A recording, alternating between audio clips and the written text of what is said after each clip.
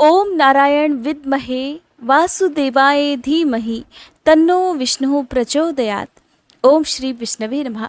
आप सभी का हमारे YouTube चैनल पर हार्दिक स्वागत है।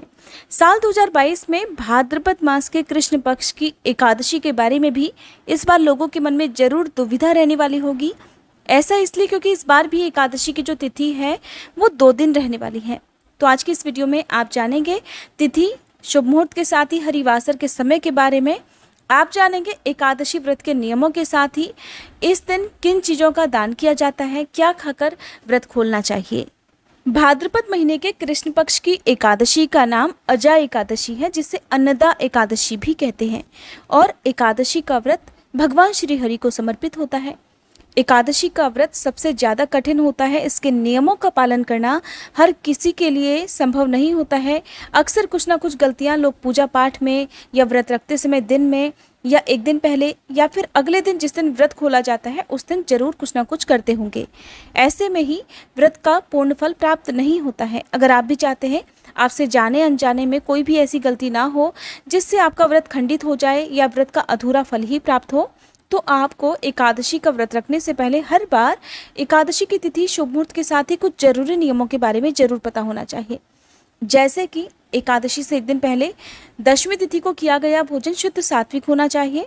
भूले से भी लहसुन प्याज का या तामसिक भोजन इस दिन नहीं किया जाता है। मसूर की दाल का सेवन भी नहीं किया जाता है। अगर गलती से आपने लहसुन प्याज का भोजन कर लिया हो तो आप दशमी तिथि को सिर धुलकर स्नान कर लें। उसके बाद इस तरह का कोई भी भोजन ना करें। अगले दिन आप जो भी व्रत रखेंगे उसका नाम आपको लेना है। संकल्प लेते हुए आपको अपना नाम, अपने कुल गोत्र का नाम भी लेना है। उससे पहले आप स्नान आदि से निवृत्त होकर साफ स्वच्छ और हो सके तो पीले वस्त्र धारण करने चाहिए। इस दिन अपने पितरों के नाम से आप 1 लोटा जल अर्पित करें, पितरों का ध्यान करें, पितरों से क्षमा याचना करें और उसके बाद विधि विधान से पूजा अर्चना करें। संपूर्ण पूजा विधि हमारे चैनल पर आपको मिल जाएगी। दिन भर उपवास रखा जाता है और व्रत का पालन किया जाता है अगले दिन। तो जैसा कि आपको इस बार पता ही है एकादशी की तिथि 2 दिन रहने वाली है। तो ऐसे में जब भी 2 दिन तक तिथि रहती है तो अक्सर जो गृहस्थ जन होते हैं ऐसा माना गया है कि उन्हें पहली तिथि का व्रत रखना चाहिए, जो कि दशमी तिथि युक्त एकादशी होती है। और जितने भी साधु सन्यासी हैं, वैष्णव जन हैं या इस्कॉन से जुड़े हुए जो लोग हैं, जो गुरु दीक्षा लिए हुए होते हैं, ऐसे भक्तजन हमेशा द्वादशी तिथि युक्त एकादशी का व्रत करते हैं। यानी कि दशमी तिथि युक्त एकादशी का व्रत वे नहीं करते हैं। हालांकि जो भी मोक्ष प्राप्ति की इच्छा रखते हो वे सभी भक्त भी द्वादशी तिथि युक्त एकादशी का व्रत रख सकते हैं। और ऐसे में आपको एक बात का ध्यान ये भी रखना है कि अगले दिन जब आप व्रत खोलें तो उस समय हरिवासर का समय सुबह के समय भूले से भी ना हो, क्योंकि हरिवासर के समय व्रत नहीं खोला जाता है। और हरिवासर 1/4 पहर होता है द्वादशी तिथि का। यानी कि जब द्वादशी तिथि प्रारंभ हुई होती है तो उसके शुरुआत के 5 से 6 घंटे का समय हरिवासर का होता है। ये समय बीत जाने के बाद ही व्रत खोला जाता है। इस समय खोले गए व्रत को भगवान स्वीकार नहीं करते हैं और ना ही व्रत का कोई भी फल प्राप्त होता है। हरिवासर के समय व्रत रखना तो शुभ फलदायी होता है, लेकिन व्रत नहीं खोला जाता है। तो जानिए कि इस बार एकादशी का व्रत कब रखा जाएगा और कब खोला जाएगा। इस बार जैसा कि 22 और 23 अगस्त दोनों ही तिथि में एकादशी है, तो व्रत आप दोनों ही तिथि में से रख सकते हैं। लेकिन अगर मैं बात करूं सबसे शुभ और फलदायी तिथि की, तो 23 अगस्त मंगलवार के दिन जो तिथि है वो द्वादशी तिथि युक्त भी है और साथ ही उत्तम और शुभ फल देने वाली भी है। ऐसे में आप 23 अगस्त को ही व्रत रखें तो ज़्यादा शुभ होगा, क्योंकि 22 अगस्त को जो लोग इस बार उपवास रखेंगे उन्हें अगले दिन सुबह के समय व्रत पालन करने का शुभ मुहूर्त प्राप्त नहीं होगा, क्योंकि सुबह को हरिवासर का समय रहेगा। तो एकादशी की तिथि प्रारंभ होगी 22 अगस्त सोमवार की सुबह 3:37 से, जिसकी समाप्ति होगी 23 अगस्त मंगलवार की सुबह 6:07 पर।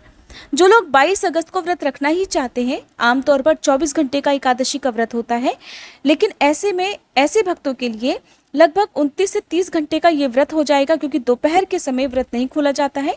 तो दोपहर में आप 1:05 से लेकर 2:45 के बीच में 23 अगस्त को व्रत खोल सकते हैं, अगर आपने 22 अगस्त को व्रत रखना है। इस बीच में आपको किसी भी तरह का अन्न या फल ग्रहण नहीं करना होता है, क्योंकि विधि विधान से पूजा तो आप सुबह कर सकते हैं, पारण हमेशा शुभ मुहूर्त के अंदर ही करना होता है। द्वादशी तिथि प्रारंभ होगी 23 अगस्त मंगलवार की सुबह 6:08 से, जिसकी समाप्ति होगी 24 अगस्त बुधवार की सुबह 8:30 पर। अगर बात की जाए तो 22 अगस्त को एकादशी की तिथि रहने वाली तो सारा दिन है, लेकिन अगले दिन जब सुबह ही समाप्त हो रही है, तो ऐसे में कहा जाता है कि जब सूर्योदय के साथ अगर 1 या 2 मिनट के लिए भी एकादशी की तिथि रहती है तो वही उत्तम मानी जाती है। उस तिथि में व्रत किया जा सकता है। 23 अगस्त मंगलवार को सूर्योदय का समय रहेगा सुबह 6:09 और सूर्यास्त का समय रहेगा शाम 6:49 पर। 24 अगस्त बुधवार को सूर्योदय का समय रहेगा सुबह 6:10 और सूर्यास्त का समय रहेगा शाम 6:48 पर।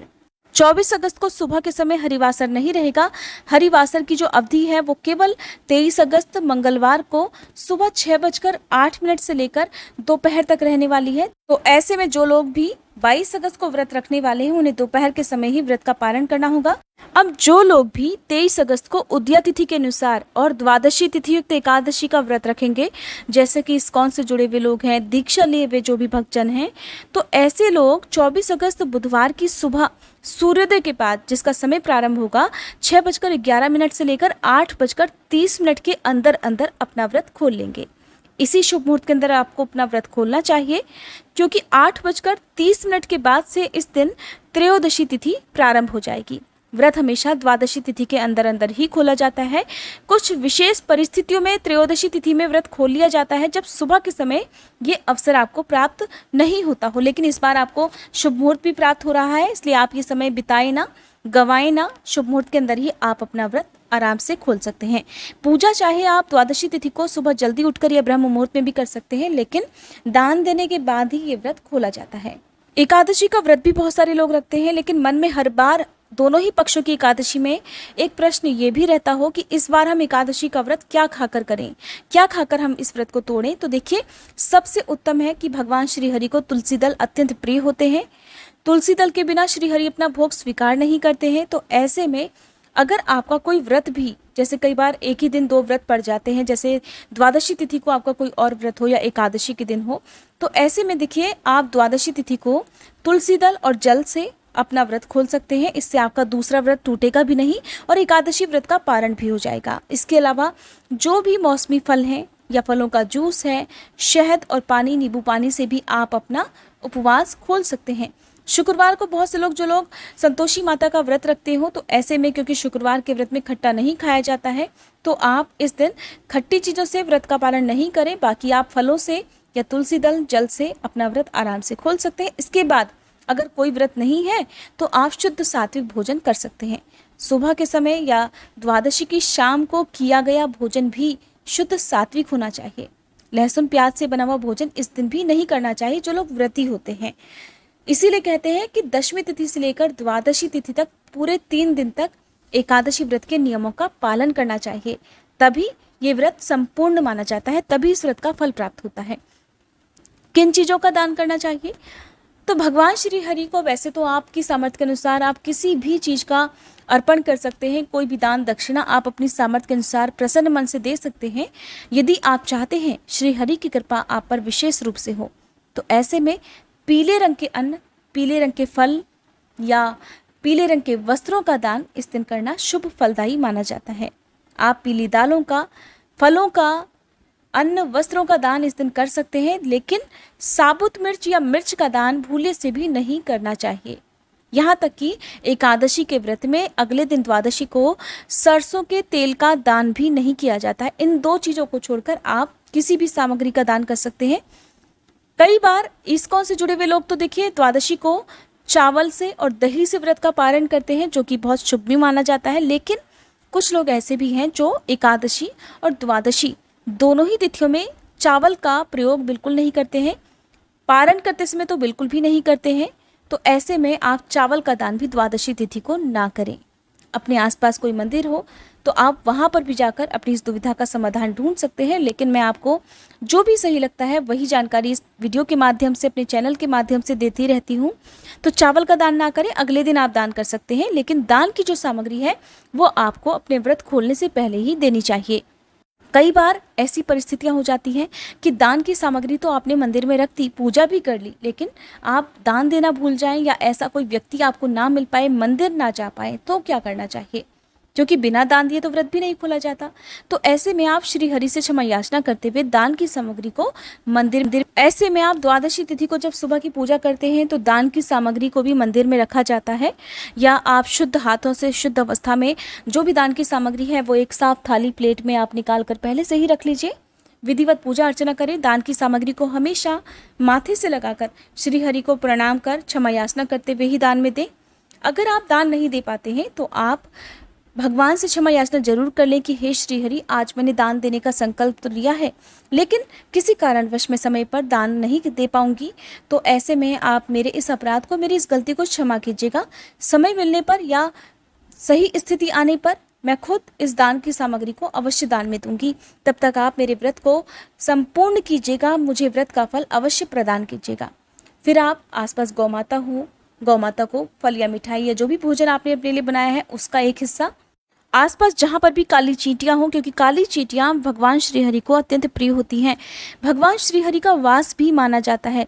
खासकर एकादशी और द्वादशी तिथि के दिन आपके हाथों से गलती से भी काली चींटी नहीं मरनी चाहिए, इसका भी बहुत दोष लगता है। तो काली चींटियों को आप आटा और शक्कर मिलाकर डाल सकते हैं, उसके बाद अपना व्रत खोल सकते हैं। इसके अलावा आप अपनी छत पर चिड़ियों के लिए दाना पानी रख सकते हैं, इसके बाद आप अपना व्रत खोल सकते हैं। आसपास यदि आप कोशिश करेंगे, क्योंकि देखिए कोशिश करने से सब कुछ मिल जाता है।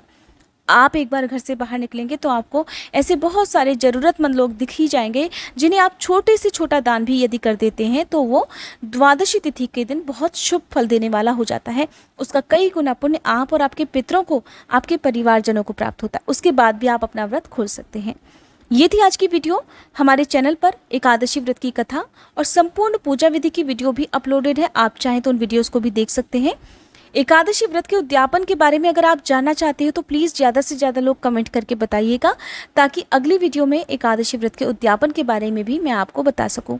वीडियो अच्छी लगी हो तो वीडियो को लाइक करना मत भूलिएगा। आजकल आप हमारे चैनल पर शिव महापुराण और भागवत कथा का रसपान भी कर सकते हैं। अगर आपने इन कथाओं को नहीं सुना है तो प्लीज़ एक बार आप जरूर सुनिएगा। उम्मीद करती हूँ ये कथाएँ आपको बहुत पसंद आएंगी।